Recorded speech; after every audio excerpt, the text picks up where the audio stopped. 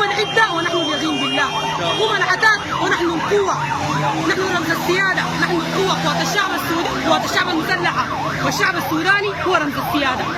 ستظل القوات المسلحة السودانية التي تقاتل من 1956 إلى الآن هي القوة الصامدة، هي القوة الرائجة، هي القوة الراجحة، هي القوة التي لا تعلو عليها قوة. وبإذن الله منتصرين، وبإذن الله قادرين على الميليشيا، على المتمردين، على المتفلتين الذين باعوا الوطن وخانوا العرض وخانوا الأمانة. الله أكبر، الله أكبر. ولكل القوات التي ناصرت قوات الشعب المسلحة وقاتلت معها في خندق واحد، ونحن والقوات المسلحة بإذن الله تعالى إلى الموت أو الشهادة، إلى الموت أو الشهادة.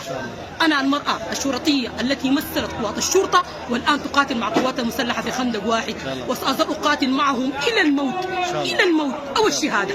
من هنا ماشيين بحري والخرطوم بإذن الله قدام إن شاء الله. الصورة ما في.